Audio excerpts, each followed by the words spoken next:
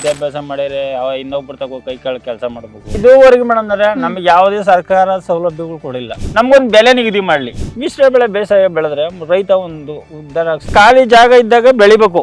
ಅದು ಈಗ 10 ಕಾಯಿ ಬಿಡತ್ತವ 5 ಕಾಯಿ ಅಂತೂ ಕೊಟ್ಟೆ ಕೊಡ್ತದೆ. ಗಿಡದಾಗೆ ಚೆನ್ನಾಗಿ ಒಳ್ಳೆ ಬೆಳೆ ಕ್ಲೀನ್ ಮಾಡಿದ್ರೆ ಒಂದು ಗೊನೆಗೆ 15 kg ಬರ್ತದೆ. ಒಂದು ಗಿಡಕ್ಕೆ 3 ಲಕ್ಷ 3.5 ಲಕ್ಷ ಬೆಳಿಬೇಕು. ಒಳ್ಳೆ ಇನ್ಕಮ್ ಬೇಕು ಅಂದ್ರೆ ನಾವು ಹಸುಗಳು ಗೊಬ್ಬರನೇ ಹಾಕ್ಬೇಕು. ಹಾಯ್ ಹಲೋ ನಮಸ್ಕಾರ, welcome to Freedom Farming Kannada YouTube channel.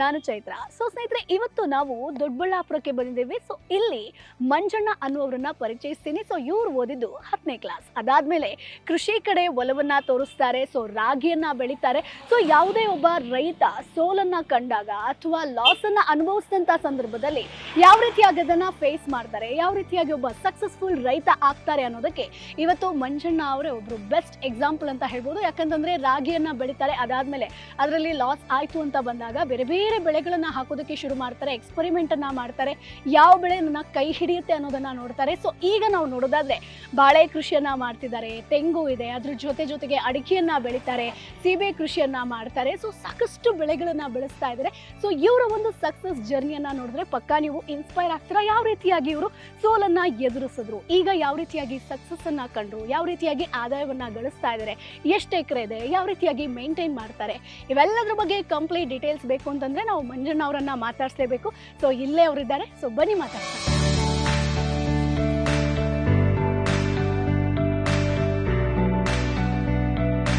ನಮಸ್ತೆ ಮಂಜಣ್ಣ, ಹೇಗಿದ್ದೀರಾ? ಚೆನ್ನಾಗಿದ್ದೀನಿ. ಸೊ ನಾವು ನಿಮ್ಮ ಫಾರ್ಮ್ ಅನ್ನ ನೋಡ್ತಾ ಬಂದ್ವಿ. ಸೊ ಸೀಬೆ ಕೃಷಿಯನ್ನ ಮಾಡ್ತೀರಾ, ಬಾಳೆ ಬೆಳಿತಾ ಇದ್ದೀರಾ, ತೆಂಗಿದೆ, ಸೊ ಅಡಿಕೆ ಬೆಳಿತಾ ಇದ್ದೀರಾ, ಸೊ ಸಾಕಷ್ಟು ಬೆಳೆಗಳನ್ನ ಬೆಳಿತಿದ್ದೀರಾ. ನಿಮ್ಮ ಸಕ್ಸಸ್ ಜರ್ನಿ ಕೇಳೋಣ ಅಂತ ಬಂದ್ವಿ ಮಂಜಣ್ಣ. ಸೊ ನೀವು ಸ್ಟಾರ್ಟಿಂಗ್ ನಾನು ಹೇಳಿದೆ ರಾಗಿ ಬೆಳೆದಿದ್ದೀರಾ ಅಂತ, ನಾನು ಆಲ್ರೆಡಿ ನಮ್ಮ ವೀಕ್ಷಕರಿಗೆ ಹೇಳಿದೆ. ಸೊ ರಾಗಿ ಬೆಳಿಬೇಕು ಅಂತಂದ್ರೆ ಈಗ ಒಬ್ಬ ಕೃಷಿಕ ಆಗ್ಬೇಕು ಅಂತಂದ್ರೆ ಅದ್ರ ಹಿಂದೆ ಏನೋ ಒಂದು ರೀಸನ್ ಇರುತ್ತೆ. ಸೊ ಸುಮ್ನೆ ಯಾರು ಕೃಷಿಗೆ ಬಂದಿರೋದಿಲ್ಲ. ಸೊ ನಿಮ್ಮ ಒಂದು ರೀಸನ್ ಏನು, ಯಾಕೆ ಕೃಷಿಗೆ ಬಂದ್ರಿ? ಕೃಷಿ ಯಾಕೆ ಬಂದ್ವಿ ಅಂದರೆ ನಮಗೆ ವಿದ್ಯಾಭ್ಯಾಸಕ್ಕೆ ಕಡೆ ಗಮನ ಕಡಿಮೆ ಆಗಿತ್ತು. ಓಕೆ, ವಿದ್ಯಾಭ್ಯಾಸ ಮಾಡ್ಬೋದಾಗಿತ್ತು. ಮನೆಗೆ ಏನು ತಿಳ್ಕೊಂಡು ಅವಾಗಲ್ಲ ಅಂದರೆ ವಿದ್ಯಾಭ್ಯಾಸ ಮಾಡಿದ್ರೆ ಇನ್ನೊಬ್ರು ತಗೋ ಕೈ ಕಾಳು ಕೆಲಸ ಮಾಡ್ಬೇಕು. ಅಲ್ಲಿ ಮಾಡೋಬೋದು ನಮ್ಮ ಜಮೀನು ಐತಲ್ಲ ವ್ಯವಸಾಯ, ಒಕ್ಕಲ್ತನ ಮಾಡ್ಬೋದು ಅಂತ ಒಂದು ಉದ್ದೇಶ. ನಮ್ಮ ತಾತ ನಮ್ಮ ತಂದೆ ಎಲ್ಲ ಮಾಡ್ಕೊಂಬಂದಿದ್ದಾರೆ. ಸೊ ಅವರೆಲ್ಲ ಏನು ಬೆಳಿತಾ ಇದ್ರು? ಅವರೆಲ್ಲಾನು ರಾಗಿ, ನಮ್ಮ ತಾತ ದ್ರಾಕ್ಷಿನೂ ಬೆಳಿತಿದ್ರು, ಸೀಬೆನೂ ಬೆಳಿತಿದ್ರು. ಆಗ ಸೀಬೆಗೆ ಬೇಡಿಕೆ ಇರಲಿಲ್ಲ, ದ್ರಾಕ್ಷಿಗೂ ಅವಾಗ ಅಷ್ಟು ಕಡಿಮೆ, ಒಂದು 25 ವರ್ಷದ ಹಿಂದೆ.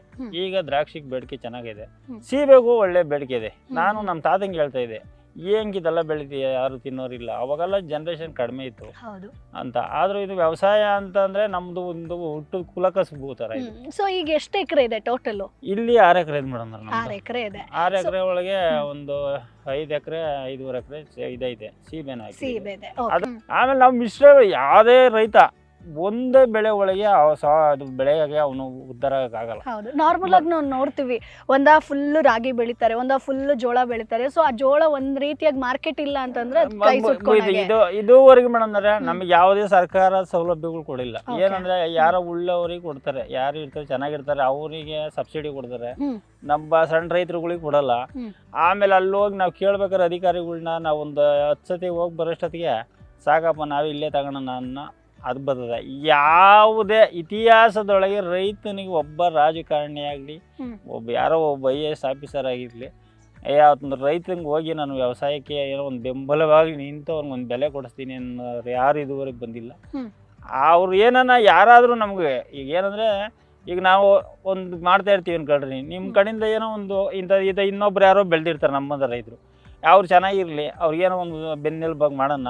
ಆ ಥರ ಮಾಡಿದರೆ ಇವ್ರು ಸರ್ಕಾರದವ್ರು ಏನು ನಮ್ಮನ್ನೇನು ಸಾಕ್ಬೇಕಾಗಿಲ್ಲ, ನಾವು ಅವ್ರು ಸಾಕ್ತಿದ್ದು. ಸರ್ಕಾರದಿಂದ ನಮ್ಗೆ ₹1 ಬೇಡ, ಅವ್ರು ಸುಮ್ಮನೆ ಏನು ನಮ್ಗೊಂದು ಬೆಲೆ ನಿಗದಿ ಮಾಡಲಿ. ಈಗ ಒಂದು ಬಾಳೆಗೆ ಇಷ್ಟು ಈ ರೇಟು, ಒಂದು ರಾಗಿಗೆ ಜೋಳ, ಈ ಥರ. ಈಗೇನೋ ಮೊನ್ನೆ ರಾಗಿ ಮಾಡವ್ರೆ 2 ವರ್ಷದಿಂದ. ಇದೇ ಥರ ಎಲ್ಕೂನು ಅದಿರಲಿ ಇಲ್ದ ಹೋಗ್ಲಿ, ಆವಾಗ ಒಂದು ಬೆಲೆ ಒಂದು ₹25 kg ಅಂತ ಫಿಕ್ಸ್ ಮಾಡ್ಬೇಕು ತರಕಾರಿಗೆ. ಅದು ಇರ್ತದೋ ಬೆಳಿತೀವೋ ಬಿಡ್ತೀವೋ. ಈಗ ಬಾಳೆಗೆ ಈಗ ನಾವು ₹40 ಮಾಡಿದ್ರೆ ಅಂಗಡಿಯವರು ₹80 ₹90 ಮಾರ್ತಾರೆ. ನಮ್ಗೆ ಎಷ್ಟು ಲಾಸು? ಈಗ ಬೆಳೆಯೋದಕ್ಕೆ ಅರ್ಧ ಎಷ್ಟು ಕಷ್ಟ ಬಿದ್ದಿರ್ತೀವಿ, ನಮ್ಗೆ ಅರ್ಧ ಅವ್ನು ಮಾರ್ಕೊಂಡವನಿಗೆ ದಳ್ಳಾಳಿಗೆ ಅಲ್ಲಿ ಮತ್ತೆ ಅನ್ಬೋತದೆ. ಇದು ನಮ್ಮ ರೈತರಿಗೆ ಹೊಡ್ತಾ ಮೇಡಮ್ ಅಷ್ಟೇ. ಸೊ ಮೊನ್ನೆ ಈಗ ನೀವು ಹೇಳಿದ್ರಿ ಸರ್ಕಾರದಿಂದ ಏನೇ ಸವಲತ್ತು ಸಿಕ್ಕಿಲ್ಲ ಅಂತ. ಸೊ ಈಗ ನಾವು ಯಾವುದೇ ಒಂದು ಕೃಷಿ ಮಾಡ್ತೀವಿ ಅಂತಂದ್ರೆ ಸೊ ಅದಕ್ಕೊಂದಷ್ಟು ಬಂಡವಾಳವನ್ನ ನಾವು ಹಾಕ್ಲೇಬೇಕಾಗುತ್ತೆ. ಸೊ ಈಗ ನೀವು ಅಡಿಕೆ ಬೆಳಿತೀರಾ ಅಂತಂದ್ರಿ, ಬಾಳೆ ಕೃಷಿ ಮಾಡ್ತೀರಾ ಅಂತಂದ್ರಿ, ಸೊ ಸೀಬೆ ಗಿಡ ಅಷ್ಟೊಂದು ಹಾಕಿದ್ದೀರಾ. ಸೊ ಬಂಡವಾಳ ಹೇಗ್ ಹಾಕೊಂಡ್ರಿ, ಯಾವ ರೀತಿಯಾಗಿ ಡಿವೈಡ್ ಮಾಡ್ಕೊಂಡ್ರಿ, ಎಷ್ಟೆಷ್ಟು ಬಂತು? ಈಗ ನಾವು ಫಸ್ಟ್ ಅಂದ್ರೆ ತರಕಾರಿ ಬೆಳೆದು ಅದ್ರಾಗ ಸ್ವಲ್ಪ ಮಾಡೋದು, ತಿರ್ಗಿ ನಾವೆಲ್ಲ ಬ್ಯಾಂಕ್ ಸಾಲ ಮಾಡೋದು, ಸಾಲ ಮಾಡಿ ಈಗ ಇನ್ನು ಬೇರೆ ಇದಿರಲ್ಲ. ಈಗ ನಾವು ಎಲ್ಲೋ ಸಾಲ ತರಲೇಬೇಕು, ಇಲ್ಲ ಯಾರೋ ಇನ್ನೊಬ್ಬರು ಸ್ನೇಹಿತರು ಸಾಲ ತರಬೇಕು. ಸಾಲ ತಂದು ಈಗ ನಾವು ಏನು ಮಾಡಿದ್ವು, ಫಸ್ಟು ಸೀಬೆ ಬೆಳೆದು, ಸೀಬೆ ಬೆಳೆದಾದ್ಮೇಲೆ ನಾನು ಅದನ್ನ ನೋಡಿದ್ನಲ್ಲ, ನೋಡಿ ಯಾರೋ ನಿಮ್ಮ ಥರ ಚಾನಲ್ ಅವರು ಹೇಳಿ ನೋಡಿದಾಗ ಮಿಶ್ರ ಬೆಳೆ ಬೇಸಾಯ ಬೆಳೆದ್ರೆ ರೈತ ಒಂದು ಉದ್ಧಾರ ಸಾಧ್ಯ. ಬೆನಿಫಿಟ್ ಇದೆ ಈಗ ನಾವು ಮಿಶ್ರ ಬೆಳೆ ಮಾಡ್ತೀವಿ ಅಂತಂದ್ರೆ. ಹೆಂಗೆ ಮಿಶ್ರ ಬೆಳೆ ಅಂದ್ರೆ ಈಗ ಅಡಿಕೆ ಇದೆ, ಈಗ ಅಡಿಕೆ ಇಲ್ಲಿ ಅಕ್ಷಯ ಸೊಪ್ಪು ಅಂತ ಇದೆ ನೋಡ್ರಿ, ಇದು ಮ್ಯಾಕಿಗಳ್ಗೆ ಆಗ್ತದೆ, ಈಗ ತಿನ್ನಕ್ ಆಗ್ತದೆ. ಇದು ಏನ್ ಎಲ್ಲಾ ಕಾಯಿಲೆಕ್ಕೂ ಇದು ಈಗ ಅಕ್ಷಯ ಸೊಪ್ಪು ಅಂದ್ರೆ ಇದು ಈಗ ಜಾಸ್ತಿ ಐತಿ ಇದು ಬೇಡಿಕೆ. ಸೊ ಇದು ಎಷ್ಟು ಗಿಡ ಹಾಕಿದ್ದೀರಾ? ಇದು ನಾವು ಮ್ಯಾಕಿಗೆ ಅಂತ ಹಾಕ್ದು. ಇದು ಏನಂದ್ರೆ ಇದು ಆಯುರ್ವೇದಕ್ಕೆ ಇದ್ರ ಸಿಕ್ಕಾಪಟ್ಟೆನೆ ಇದ್ರಾಗ ಇನ್ಕಮ್ ಅದೇ, ಏನೋ ಈ ಬೆನಿಫಿಟ್ ಇದೆ ಜನಕ್ಕೆ, ಆರೋಗ್ಯಕ್ಕೆ. ಇದ್ರ ಕಾಯಿ ಎಲ್ಲ ಬಿಡ್ತದೆ, ಹೂವು ಕಾಯಿ. ಎಷ್ಟು ಸಮಯ ಆಯ್ತು ಹಾಕಿ? ಈಗ ಹಾಕಿ 1 ವರ್ಷ ಆಯ್ತು ಮೇಡಮ್. ಇದು 1 ವರ್ಷ ಆಯ್ತು. ಈಗ ಅಡಿಕೆ ಹಾಕಿ 2 ವರ್ಷ ಆಯ್ತು ನಾವು. ಈಗ ಅಡಿಕೆಯಿಂದ ಏನು ನಮಗೆ ಬೆನಿಫಿಟ್ ಅಂದ್ರೆ ಈಗ ಅದನ್ನು ಅದ್ರ ಪಾಡ್ಗೆ ಅದು ಬೆಳೀತದೆ, ಇಳುವರಿ ಅದ್ರ ಬರ್ತದೆ. ಈಗಲೇನು ಲಾಸ್ ಏನಿಲ್ಲ. ಈಗ ಏನು ಜನ ಹೇಳ್ತಿದ್ದು ಒಂದ್ ಗಿಡದ ಪಕ್ಕದ ಇನ್ನೊಂದ್ ಗಿಡ ಇಟ್ಬಿಟ್ರೆ ಅದು ಬರಲ್ಲ ಅಂತ. ಈಗ ನೀವೇ ನೋಡ್ರಿ, ಇಲ್ಲಿ ಅಕ್ಷಯ ಗಿಡ ಇದೆ, ಇಲ್ಲಿ ಅಡಿಕೆ ಇದೆ, ಇಲ್ಲಿ ವಾಟರ್ ಆಪಲ್ ಇದೆ. ಇದು ವಾಟರ್ ಆಪಲ್, ಇದು ಗುಂಡು ವಾಟರ್ ಆಪಲ್. ಇದು ಗುಂಡು ಬೇರೆ ಬೇರೆ ತಳಿ ಬರ್ತದೆ. ಇದು ಗುಂಡ ವಾಟರ್ ಆಪಲ್. ಅದನ್ನ ಯಾಕೆ ಆಯ್ಕೆ ಮಾಡ್ಕೊಂಡ್ರಿ? ಇದು ಏನಂದ್ರೆ ಈಗ ಇದಕ್ಕೂ ಒಂದು 600 ರೂಪಾಯಿ 700 ರೂಪಾಯಿ ಕೆಜಿ. ಇದು ಒಂದು 10 ಗಿಡ ಹಾಕಿದೀವಿ. ನಮ್ಗೆ ಜಾಗ ಎಲ್ಲಿಂದ ತಂದ್ರಿ? ಇದು ನರ್ಸರಿಯಿಂದ, ಅಲ್ಲಿ ನಂದಿ ಹತ್ರ ಒಂದು ನರ್ಸರಿ ಅಂತ ಇದೆ, ತೇಜು ನರ್ಸರಿ ಅಂತ, ಅಲ್ಲಿ ಆ ನರ್ಸರಿಯಿಂದ ತಗೊಂಬಂದ. ಈಗ ಎಲ್ಲಾನು ನಾನೇನಂದ್ರೆ ಈಗ ಮಿಶ್ರ ಬೆಳೆ ಬೇಸಾಯ ಅಂದ್ರೆ ಇದ್ರ ಒಂದ್ ಪಕ್ಕದಾಗ ಒಂದು, ಈಗ ನೋಡ್ರಿ ಇಲ್ಲಿ ತೆಂಗು ಅದೇ, ಇದಕ್ಕೇನು ಈಗ ಏನ್ ತೊಂದ್ರೆ ಏನಿಲ್ವಲ್ಲ. ಅದ್ರ ನೀರಿನ ಸಮಸ್ಯೆ ಏನು ಆಗಲ್ಲ. ಕೆಲವೊಬ್ರು ಏನ್ ಹೇಳ್ತಾರಂತಂದ್ರೆ ಈ ಗಿಡಕ್ಕೆ ಇಷ್ಟೇ ನೀರ್ ಬೇಕಾಗತ್ತೆ. ಈಗ ನೀರಾವರಿ ಐತಲ್ಲ ಮೇಡಮ್, ಈಗ ನೀರಾವರಿ ಇದೆ, ಇದ್ರಿಗೆ ಬೀಳ ನೀರು ಇದಕ್ ಬೀಳ್ತದೆ, ಅದಕ್ಕೆ ಬೀಳ ನೀರು ಅದಕ್ಕೆ ಬೀಳ್ತದೆ. ಇಲ್ಲಿ ಏನು ವಾಸ್ತವತೆ ಇರೋದೇನಂದ್ರೆ ಬೆಳಕು ಗಾಳಿ, ಬೆಳಕು. ಹೌದು. ಸೊ ಎಷ್ಟು ಬಿಸಿಲು ಬೀಳುತ್ತೋ ಅಷ್ಟು ಚೆನ್ನಾಗಿ ಇಳುವರಿ ಬರ್ತದೆ. ಈಗ ಏನ್ ಇಳುವರಿ ಅಂದ್ರೆ ಈಗ ಆ ತೆಂಗುನು ಮೇಲ್ಕೋತದೆ, ಅಡಿಕೆನು ಮೇಲ್ಕೋತದೆ. ಆಯ್ತು ಮೇಡಮ್. ಈ ಕೆಲವರು ಹೇಳಿರೋದು ಏನಂದ್ರೆ ತೆಂಗು ಪಕ್ಕದಲ್ಲಿ ಇಳುವರಿ ಕಡಿಮೆ ಆಗ್ತದೆ ಅಂತ, ಅದು ಹೇಳವ್ರೆ. ನಾನು ಇನ್ನ ನೋಡಿಲ್ಲ. ತೆಂಗಿನ ಪಕ್ಕದ ಯಾವ್ದು ಇಳುವರಿ ಸ್ಟಾರ್ಟ್ ಆಗಿಲ್ವಾ ಇನ್ನ? ಇದು ತೆಂಗಿನ ಪಕ್ಕದಾಗ ಇನ್ನ ಯಾವ್ದು ಬಂದಿಲ್ಲ ಮೇಡಮ್. ಇದು ಅಂದ್ರೆ ವಾಟರ್ ಆಪಲ್ ಬಂದದೆ. ಇದೇನು ಇಳುವರಿ ಕಡಿಮೆ ಇಲ್ಲ, ಇದು ಎಲ್ಲ ಕರೆಕ್ಟ್ ಆಗಿ ಬಿಟ್ಟದೆ. ಇದು ನಾನು ನೋಡಿದೀನಿ, ಅಲ್ಲಿ ಐತೆ ತೆಂಗಿನ ಗಿಡದ ಪಕ್ಕದಾಗಿದೆ. ಇದು ಏನು ಎಳ್ಳಿ ಗಿಡ ಅಂತ ಬರ್ತದೆ ಅಂತ. ಈ ತರ ಈ ಮಲೆನಾಡು ಐತೆ ನೋಡ್ರಿ, ಇಲ್ಲೊಂದು ಮಲೆನಾಡು ನಿಂಬೆ ಅದೇ. ಈಗ ಇದು ಮೇಡಮ್ ಇದು ಮಲೆನಾಡು ನಿಂಬೆ. ಇದು ಮಲೆನಾಡು ನಿಂಬೆ. ಇದ್ರ ಸ್ಪೆಷಾಲಿಟಿ ಏನ್ ಸರ್? ಇದು ನಿಮ್ ಕಡೆ ಮಲೆನಾಡು ಅಂತ ಹೇಳಿ ಇದ್ರ ನಿಂಬೆ ಅಂದ್ರೆ ಇದು ಈ ಉಪ್ಪಿನಕಾಯಿಗೆ ಬೆಳಿತೀವಿ, ಬೆಳಿತಾರೆ. ಒಂದು ಮರದಲ್ಲಿ ನಾವು ಎಷ್ಟು ಎಕ್ಸ್ಪೆಕ್ಟ್ ಮಾಡಬಹುದು? ಒಂದು 1000 ಕಾಯಿ ಬಿಡ್ತದೆ ಮೇಡಮ್. ಸೊ ಎಷ್ಟು ವರ್ಷ ಕಾಯ್ಬೇಕು ಇಳುವರಿ ಸ್ಟಾರ್ಟ್ ಆಗೋದಕ್ಕೆ? ಸ್ಟಾರ್ಟ್ ಆಗಕ್ಕೆ 3.5 ವರ್ಷ ಬೇಕು. ನನಗೆ 3.5 ವರ್ಷಕ್ಕೆ ಬಂದಿದೆ ನೋಡ್ರಿ. ಎಲ್ಲ ದಪ್ಪ ಇದೆ ಒಳಗಡೆ, ದಪ್ಪ ಕಾಣಿಸ್ತದ್ರ. ಸೊ ಎಲ್ಲಿ ಮಾರ್ಕೆಟ್ ಮಾಡ್ತೀರಾ, ಎಲ್ಲಿ ಸೇಲ್ ಮಾಡ್ತೀರಾ? ಎಲ್ಲಿ ಅಂದ್ರೆ ಮಾರ್ಕೆಟ್ ಆಗಿ ಹೋಗ್ತೀವಿ, ಯಲಹಂಕ, ಇಲ್ಲಿ ಅಂದ್ರೆ ಸಿಟಿ ಮಾರ್ಕೆಟ್, ಈ ತರ ಹೋಗ್ತೀವಿ. ನೋಡಿ ಮೇಡಮ್, ಈ ತರ ಎಷ್ಟು ದಪ್ಪ ಆಗ್ತದೆ ನೋಡ್ರಿ, ಈ ತರ ದಪ್ಪ ಬಿಡ್ತದೆ. ಇದು ಹಣ್ಣಾಗಿದೆ. ಇದು ಏನ್ ನಾಟಿ ಕ್ರಮ ಏನಿಲ್ಲ ಮೇಡಮ್. ಮಾಮೂಲಿ ಬೆಳೆದಿದೀವಿ, ಗೊಬ್ಬರ ಹಾಕಿದೀವಿ, ನೀರ್ ಹಾಕ್ತಿದೀವಿ ಅಷ್ಟೇ. ಏನ್ ಬೇರೆ ಇಲ್ಲ. ಬೇರೆ ನೋಡ್ರಿ ಇದ್ರಾಗ ಇಲ್ಲಿ ಪಕ್ಕದಾಗೇನೆ ಈಗ ನೀವು ನೋಡ್ರಿ, ಇದ್ರ ನಿಂಬೆ ಗಿಡ ಆಯ್ತು, ಈ ಪಕ್ಕದಾಗೆ ಜಮ್ನೇರ್ಲೆ ಬೆಳೆದಿದ್ದೀವಿ. ಇದು ಇನ್ನ ಫಸಲಿ ಬಂದಿಲ್ಲ. ಸೊ ಹಾಗಾದ್ರೆ ಇಲ್ಲಿ ನೀವು ಏನು ಡಿಸ್ಟೆನ್ಸ್ ಆತರ ಏನು ಮೇಂಟೈನ್ ಮಾಡಿಲ್ಲ? ಡಿಸ್ಟೆನ್ಸ್ ಏನು ಮಾಡಿಲ್ಲ ಮೇಡಮ್. ಏನು ಅಂದ್ರೆ ಖಾಲಿ ಜಾಗ ಇದ್ದಾಗ ಬೆಳಿಬೇಕು. ಅದು ಈಗ 10 ಕಾಯಿ ಬಿಡತ್ತವ 5 ಕಾಯಿ ಅಂತೂ ಕೊಟ್ಟೆ ಕೊಡ್ತದೆ. ಅದ್ರಾಗ ಅದನ್ನ ಲಾಭ ಅಂತ. ಈಗ ಆಮೇಲೆ ನೋಡ್ರಿ, ಇದು ಬಾಳೆ ಗಿಡ. ಇಲ್ಲಿ ಬಾಳೆ ಇದೆ ಅನ್ಕೊಳ್ರಿ, ಇದು ಬಾಳೆ. ಇಲ್ಲಿ ಏನಾಗಿದೆ ಅಂದ್ರೆ ರೈತ ಫಸ್ಟ್ ಮಾಡ್ಬೇಕಾಗಿರೋದು ಇದು ನೋಡ್ರಿ, ಇದು ಬಾಳೆ. ಇಲ್ಲಿ ನಾನು ದಿಡ್ಡೆ ಮೇಲೆ ಬೆಳೆದಿದ್ದೀನಿ. ಅಂದ್ರೆ ಇದು ಡ್ರೈನ್, ಇದ್ರಾಗ ಡ್ರೈನ್ ಹೊಡೆದಿದ್ದೀವಿ. ಅದೇನಕ್ಕೆ? ಯಾಕೆಂದ್ರೆ ಇದು ತಗ್ಗಿರ್ತದೆ. ಇದು ಅಡಕೆ ತಗ್ಗಲ್ಲಿ ಬೆಳಿಬೇಕು. ಯಾವತ್ತು ಬಾಳೆ ನೀವು ಸ್ವಲ್ಪ ಉಬ್ಬು ಇದು ಮಾಡ್ಕೊಂಡು, ಈ ಹಳ್ಳಿ ಭಾಷೆ ಒಳಗೆ ಹೇಳವ್ರೆ, ಅಡಿಕೆ ಅಡಿ ಕಿಳಿಬೇಕು, ತೆಂಗು ತೇಲ್ಬೇಕು ಅಂತ. ಅಂದ್ರೆ ತೆಂಗಿನ ಗಿಡ ಮೇಲೆ ನೆಡ್ಬೇಕು, ಹಾ. ಅಡಿಕೆನ ಅಡಿಗೆ ನೆಡ್ಬೇಕು ಅಂತ ಅದು ಮಾತು, ಗಾದೆ ಅದಕ್ಕೆ ಮಾತು. ಸ್ವಲ್ಪ ಜಾಸ್ತಿ ನೀರ್ ಬೇಕಾಗುತ್ತೆ ಅಂತನಾ? ನೀರು ಬೇಕು ಇದಕ್ಕೆ. ಹ್ಮ್. ನೀರು ಏನು ಯಥೇಚ್ಛವಾದ ನೀರಿಲ್ಲ, ಮಾಮೂಲಿಯಾಗಿ ನೀರ್ ಬೇಕು. ಈಗ ಎಲ್ಲಾರು ನಾವೇನ್ ಹೇಳಿರು ಬಾಳೆ ಬೆಳಿತಾ ಇರೋದು ಸೆಂಟ್ರೆ ಬೆಳಿತಾರೆ ನೋಡ್ರಿ. ಈ ಗಿಡ ಈ ಗಿಡಕ್ಕೂ ಮಧ್ಯ ಬಾಳೆ ಬೆಳಿತಾರೆ. ಓಕೆ, ಸೊ ಎರಡಕ್ಕೆ ಮಿಡಲ್ ಬರುತ್ತೆ, ಮಧ್ಯ ಬೆಳಿತಾರೆ. ನಾನು ಇದು ಬೆಳಿಬಾರ್ದು, ಇದು ಯಾಕೆ ಬೆಳಿಬಾರ್ದು ಅಂತ ಮಾಡುದು ಅಂದ್ರೆ, ಇಲ್ಲಿ ಈ ಗಿಡಕ್ಕೂ ಈ ಗಿಡಕ್ಕೆ ಒಂದ್ 20 ಬೆಳೆದಿರ್ತದೆ ನೋಡ್ರಿ. ಈ ತರ ಇಷ್ಟ ತಪಾತ ದೊಡ್ಡದು. ನಾವ್ ಒಂದು ಗೆಡ್ಡೆ ನೆಟ್ರೆ ಇಷ್ಟ ಆತದೆ. ಇಷ್ಟ ಆದಾಗ ಇಲ್ಲಿ ಬೆಳೆದಾಗ ಇಲ್ಲೊಂದು 4 ಅಡಿ 3 ಅಡಿ ಬರ್ತದೆ, ಈ ಕಡೆಗೆ ಒಂದ್ 3 ಅಡಿ ಬೆಳೀತದೆ. ಇದನ್ನ ಬೆಳವಣಿಗೆಗೆ ಕೊಡಲ್ಲ. ಇದು ಒಂದು ತೊಂದರೆ ಆಗ್ತದೆ, ತೊಂದರೆ ಆಗುತ್ತೆ. ಅದ್ರಾಗ ಇದು ಬೆಳವಣಿಗೆ ಆಗಲ್ಲ. ಇದು ತೆಗೆದಾಗ ತಿರ್ಗಾ ಇದಕ್ಕೆ ಬೇರುಗಳೆಲ್ಲ ಡ್ಯಾಮೇಜ್ ಆಗ್ತದೆ. ಇದು ಮಾಡಬಾರ್ದು ಅಂತೇಳಿ ನಾನು ಎಲ್ಲಾರು ಈ ತರ ಬೆಳಿತಾರೆ, ನಾನು ಈ ದಿಡ್ಡೆ ಮೇಲೆ ಬೆಳೆಯೋಣ.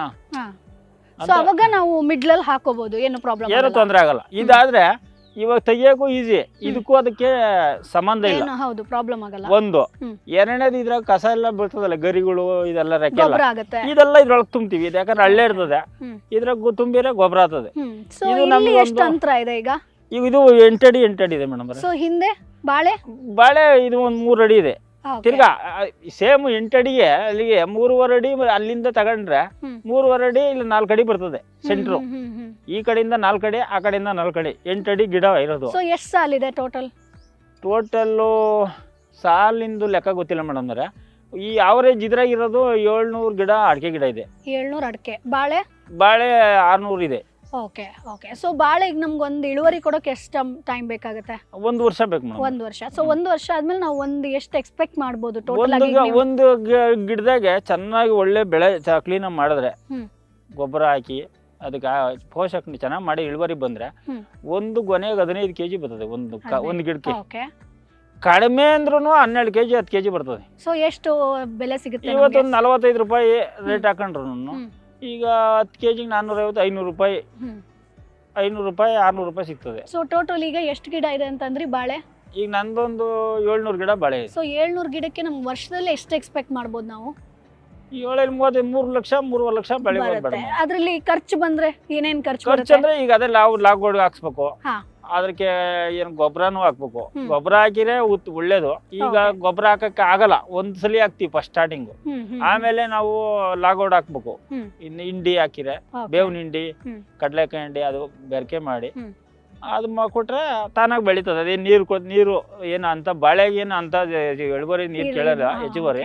ನಾನು ಅದನ್ನ ಏನ್ ಮಾಡಿದೀನಿ ಅಂದ್ರೆ ಬಾಳೆಗೆ ನೀರ್ ಹಾಕ್ಬಿಟ್ಟು ಅಡಿಕೆಗೆ ನೀರ್ ಹಾಕಿಲ್ಲ. ಡ್ರಿಪ್ ನಾವ್ ಏನ್ ಮಾಡಿದೀನಿ ಹನಿ ನೀರಾವರಿ ಬಾಳೆಗೆ ಮಾತ್ರ ಹಾಕಿದೀನಿ. ಅದ್ರಾಗೂ ನೀರೇ ಇದಕ್ ಬರ್ಬೇಕು. ಸೊ ಈಗ ಅಡಿಕೆಗೆ ಹೆಂಗಿದೆ ರೇಟು ಮಾರ್ಕೆಟ್ ಅಲ್ಲಿ? ಅಡಿಕೆ ಈಗ ಒಳ್ಳೆ ರೇಟ್ ಇದೆ ಮೇಡಮ್. ಇವತ್ತೇನು ಟನ್ನು 15 ಸಾವಿರನೋ ಒಂದು ಕ್ವಿಂಟಲು, 15 ಸಾವಿರ 16 ಸಾವಿರ ಇದೆ. ಓಕೆ. ಸೊ ಲಾಸ್ಟ್ ಅಡಿಕೆಯಿಂದ ನಿಮ್ಗೆ ಎಷ್ಟು ಇನ್ಕಮ್ ಬಂದಿತ್ತು? ನಮಗಿನ್ನ ಇಡಿಕೆ ಶುರು ಆಗಿಲ್ಲ ಮೇಡಮ್. ಸೊ ಈಗ ಬಾಳೆ ಇಳುವರಿ ಕೊಡ್ತಾ ಇದೆ, ಬಾಳೆ ಸೀಬೆ ಕೊಡ್ತದೆ. ಸೀಬೆ ನಾವು ಒಂದ್ ಗಿಡಕ್ಕೆ ನಾವು ಕೊಡೋದು 750 ರೂಪಾಯಿ ಒಂದು ಗಿಡ ಅಂತ ಟೋಟಲ್ ಆಗಿ ನಾವು ಗುತ್ತಿಗೆಗೆ 1 ವರ್ಷಕ್ಕೆ ಅಂತ ಲೆಕ್ಕ ಕೊಡ್ತೀವಿ. ಈ ಜನವರಿಯಿಂದ ಜನವರಿಗೋ, ಫೆಬ್ರವರಿಗೋ ಆ ಥರ ಕೊಡ್ತೀವಿ. ಅದು ಖರ್ಚು ಕಡಿಮೆ. ಈ ಸೀಬೆನೂ ಖರ್ಚು ಕಡಿಮೆ. ನೀವು ಅದ್ರೂ ರೈತರು ಸೀಬೆನೂ ಬೆಳಿಬೋದು. ಅದಕ್ಕೆ ಲೈಫ್ ಇರ್ತದೆ. ಇವಾಗ ಸೇಬೆ ಒಂದು 40 ವರ್ಷ 50 ವರ್ಷ 40 ವರ್ಷ ಅಂತ ಇದ್ದೇ ಇರ್ತದೆ ಮೇಡಮ್. ಈಗ ಅಡಿಕೆನೂ ಒಂದು 80 ವರ್ಷ ಇರ್ತದೆ. ತೆಂಗಿರ್ತದೆ ಒಂದು 100 ವರ್ಷ. ಅಂದ್ರೆ ನಮ್ಗೆ ಮುಂದೆ ಭವಿಷ್ಯಕ್ಕೆ ಆಕ್ಚುಲಿ ಒಳ್ಳೆ ಇನ್ಕಮ್ ಬೇಕು ಅಂದ್ರೆ ನಾವು ಹಸುಗಳು ಗೊಬ್ಬರನೇ ಹಾಕ್ಬೇಕು. ಹಸು ಇವೆಲ್ಲ ಕೆಮಿಕಲ್ ಎಲ್ಲ ಬೆಳೆಸಬಾರ್ದು. ನಾನು ನೀವು ನಂಬಿ ಅದ್ರಾಗ ಯಾರೇ ರೈತ ಬಂದು ನೋಡ್ಲಿ, ನಾನು ಬಾಳೆ ಇದುವರೆಗೆ ಒಂದ್ಸತಿ ಔಷಧಿ ಹೊಡೆದಿಲ್ಲ. ಈಗ 500 ರೂಪಾಯಿ ಖರ್ಚು ಮಾಡಿ ನನ್ನ ಗಿಡಕ್ಕೆ ಒಂದು 200 ರೂಪಾಯಿ ಲಾಭ ತಗೋಣ ಬದಲು 200 ರೂಪಾಯಿ ಖರ್ಚು ಮಾಡಿ 500 ರೂಪಾಯಿ ಲಾಭ ತಗೋಣ ಅಂತ ಒಂದು ನಂದು. ಈಗ ಎಷ್ಟಂದ್ರೆ 10 ಈಗ ನಾವು ಒಂದು 2 ಗೊನೆ ಬಿಟ್ಬಿಡ್ತದೆ ಅಂತ ಇಟ್ಕಡೆ, ಒಂದು 500 ಖರ್ಚು ಮಾಡಿರ್ತೀನಿ.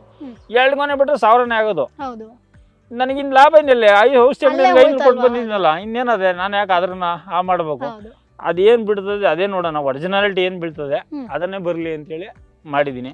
ನಾನು ಇದುವರೆಗೆ ಇದು ಏಲಕ್ಕಿ ಅಂತ ನಾವು ಹೇಳ್ತೀವಿ. ಅದ್ರಾಗ ಏನೋ ಬೇರೆ ಬೇರೆ ಜಾತಿ ಇದೆ ಅಂತ ನನ್ಗೆ ಅದಕ್ಕೆ ಗೊತ್ತಿಲ್ಲ ಮೇಡಮ್. ಏಲಕ್ಕಿ ಅಂತ ಅಷ್ಟು ಗೊತ್ತು. ಈಗ ಪಚ್ಚಬಾಳೆ ಅಂತಾರೆ ದಪ್ಪದ್ರನ್ನ, ಚುಕ್ಕೆ ಬಾಳೆ ಅಂತೀವಿ.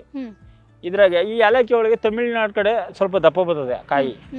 ಸೊ ಸ್ನೇಹಿತರೆ, ಇವತ್ತಿನ ಎಪಿಸೋಡ್ ಅಲ್ಲಿ ಮಂಜಣ್ಣ ಅವರು ಬಾಳೆ ಕೃಷಿ ಬಗ್ಗೆ ಆಗಿರ್ಬೋದು, ತೆಂಗು ಕೃಷಿ ಬಗ್ಗೆ ಆಗಿರ್ಬೋದು, ಅಡಿಕೆ ಇವೆಲ್ಲದರ ಬಗ್ಗೆ ಡೀಟೇಲ್ಸ್ ಅನ್ನ ಕೊಟ್ಟರು.